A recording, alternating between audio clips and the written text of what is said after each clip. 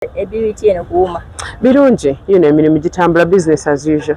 Tulina ebintu bye planning, but we've always had a lot of plans happening. When we're ready, we'll let you know, but UMA is moving as usual. Okay. Kati nze when alingende wa producer okola naye, all of them that I've worked with, I was not aware until it's a lifetime commitment. Nze nali mmanyi nti nzija n'oluyimba lwange ne recordinga ne ngenda. Tewali producer yangamba nti kati nga bwe nkubidayo kya me and you, we are together for life. Nobody said that. It's something that I'm hearing right now. So nze ndowooza aba producer tuddemu tuteese bupya mutubuli ekyenyi kye mwagala from the beginning. Wanze wenzija mu studio nonga nti production etwala million 2 million 3 n'ezikuwa mmanyi maze, because you never disclose this information that olimba olukwatayo mwana buli mwaka buli myaka 2 olina okuba ng'ontemera. You need to let me know kino kyoyagala. Obuzibu tulina kati is that the producer beemulugunya, but it's because they did not set up any contracts. There was no agreement with you. So my advice would be, let's sit again and talk. If you want, if you want this thing to be changed, to tutule, because producer wokola oluyimba, that's all you do okoma mu studio. Oluyimba okutuuka okuba nti luli hit egwo mulimu gwaki gwange ng'omuyimbi oyinza okukubira akayimba akakabyenyenyenyo nene nesikafaako ne kasigala oba ne katafuuka ki hit. Tulina okubanga ebintu tubyogera from the very beginning nga twogera ekituufu. That is my issue right now. I think us as artists tuddemu producer nfo ky'okunyiiga mujje twogere tulabe how we can find a common ground. Tulabe engeri gye tutandikamu ekintu kino bupya oba tetusobola kuddayo saawa zino. Wali ennyimba ennene ezankolera nga bw'olaba mbikooyayo kyayo ezo sente nazirya dda tosobola kummanja leero, But what we can do is that we can sit down and decide, like, from now to make sure ebizibu tebidda tuddemu tutule tukole ki twogere. It depends. Kati nze bwe nzija mu studio most of the time nzija nga nina tune yange mu mutwe kati oyiyiza beat yo ku luyimba lwange okitegeera, because of the vibe that I've come in as an artist that makes you make your beat. I understand when an artist akosa amaloboozi g'omuntu bw'atyo, jumping on a legacy like that okutambuza ennyimba, and I understand that nti kiyamba artist omupya okumanyika, but kiddayo to us engeri gye twesettinga up, like right now tetumanyi copyright za radio anazirina, because that's the person who can fight for to preserve his legacy nga eri untouched ngomuntu, not anybody asobola gibuukira nti akose eddoboozi lye. So kiddayo wali nti I would love to know nga umatwa yagadde nnyo tegeera who owns the copyright, tutayo conversation etandikirawo, but otherwise tetulina kye tusobola okukola at the moment. AI is moving way faster than all of us, and we need to catch up.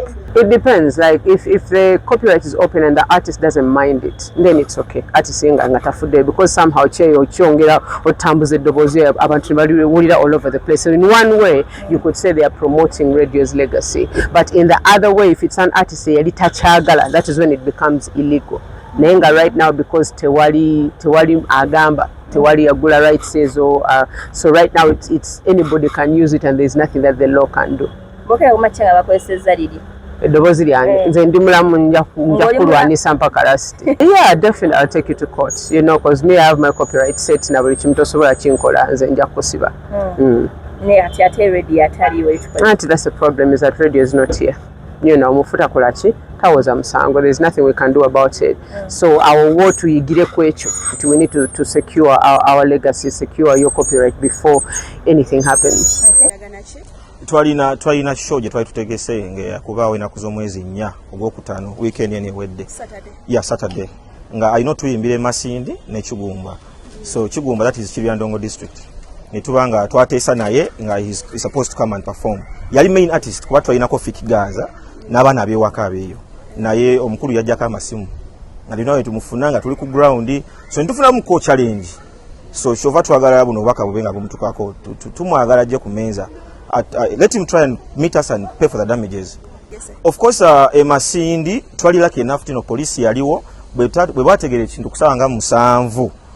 Police ne tujja ku gate ne motoka yafe ne bagitereka munda, so that we be secure. Gate ne bagireka nga waggule nga tetukyasolooza ssente. Kati yo Kiryandongo kyatabukamukko kuba Ekiryandongo wanene abaana bava e Karuma, people have been to Gulu. Omwana avuga epiki nava e Karuma nava Bweyale district kafu yonna okitegeera nga bazzerwa muntu ogwo omu. So bwa abaana ba reactinga mukko ne bayonona ebintu by'omugagga obyekifo, ne bagana okwokya petrol station y'omugagga, naye we thank the Uganda police kino teyakisobosa kubaawo.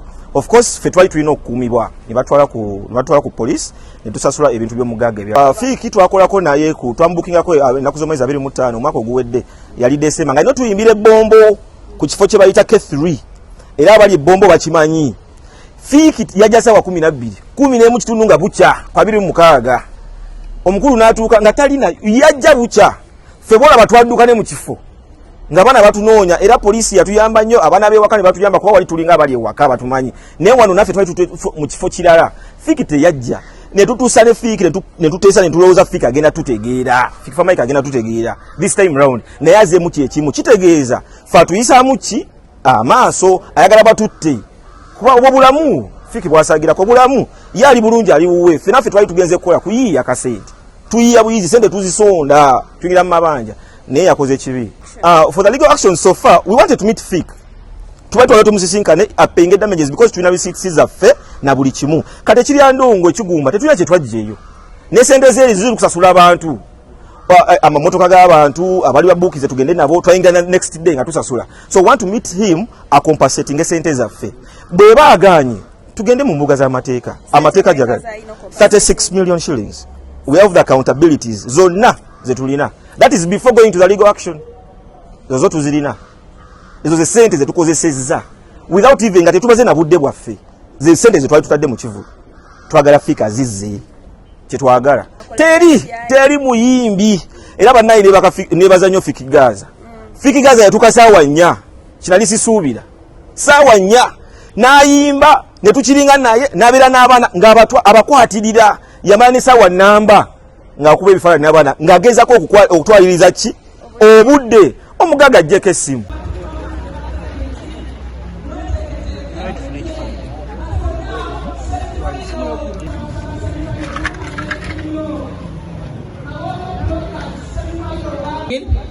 Mukoze kinene nnyo for this tournament to be a success. Banaye those have got the bagenda besayise no problem tujagenda maaso kwasaganya. We need order mani yambiye before emikolo nga tegimazwa mpolampola as Danny comes abuzizaako ku full figure ne bebe form. Assalamu alaikum wa rahmatullahi wa barakatuh. Alhamdulillahi rabbil alamin. Nebaza abantu bonna ndi musanyufu obusanyufu olw'ennamaddala okulaba nga musobodde okuyimirizaawo kino okuteerabira muganda wammwe Isima. Nebaza nnyo nebaliza ddala nti mwebale nnyo era temujjangu okwo.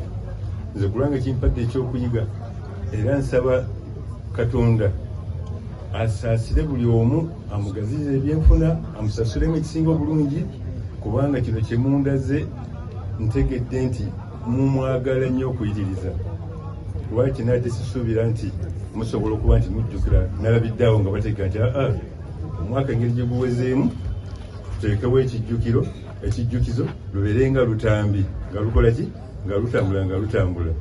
Nebaza nnyo buli omu asobodde okukwata Mr. How buli omu yenna akoze ekyakoze omukolo guno okubeerawo.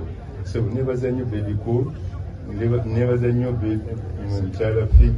mukyala Figa olw'okubeerawo okuyimirizaawo egamba okulaga obuvunaanyizibwa obw'omukolo guno n'obulungi obugulimu.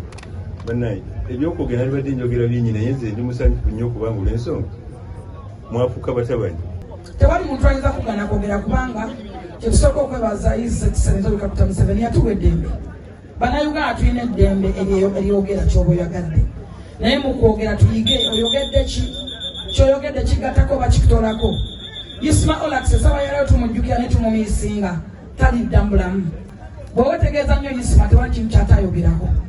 Yensonga lwaki kiripusa zikomawo right now ng'olowooza nti kyeyayogeddeko kyabaddewo jjo kiwa olwaleero naye ataakyogeddeko olw'ensonga nti ekisooka yali ategeerera ku levo ya waggulu nnyo. Naye munaayogera mutya ndaba yabayita simanyi bakoloboza simanyi kolombo ekisi simanyi bitya. Isima talina replacement never. Saagala mwerimbe mwenna bali ku social media never. Saagala ogezeeko nakugezaako wadde okukirowoozaako bulowooza.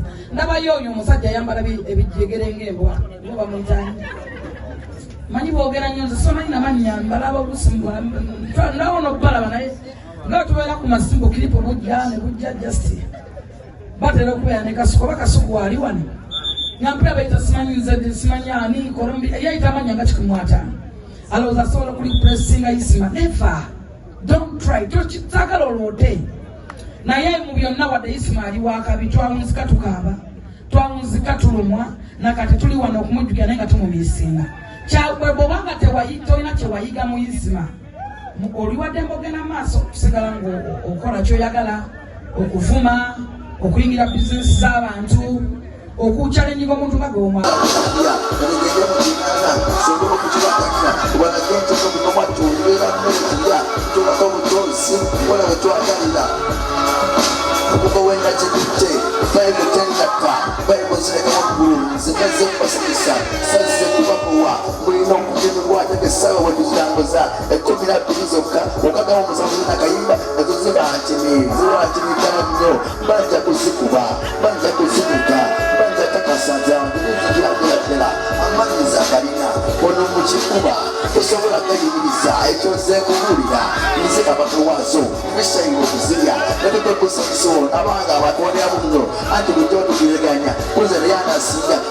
Yo ndi wano muganda wange ogamba otya baba Azedi Monko ebyaddala nange mbadde simumanyi naye mbadde eyo nga mulaba ku kitimba yeekaliisa ali mukumenyera Uganda record ate nga mwana oba tuba twetaaga okwesupporting okitegeera lwaki mba simusupporting ekintu kyakola si kya bulijjo nze ndi mukubi wa freestyle naye okuzikuba essaawa 8 muganda wange nga tomudde oyo omusajja oba omugirako enkofiira kyakabi Azedi Monko nkwagaliza bisima kiganda kyange bwowanika ffenna tuba tuwanise ne Uganda ebawanise mwana era kyekindeese leero mama nyawo kati omujapani takyagirina gwe kyowomanya Azedi Monko yagitutte dda kitegeeza Uganda yakabi nnyo mwana ne rap game ebe yambukidde ddala zezo record zetwetaaga ate nga buli muna Uganda bw'abanga amenya record ffenna twetaaga ne tumubeererawo ne tumuzaamu amaanyi kuba kiwanikira ddala eggwanga lyaffe eri waggulu mwana big up Azedi Monko ndowooza sijja kulimba abamu bayinza okuba tebannakitegeera kiriwo naye nga n'abakitegedde ne batasobola kujja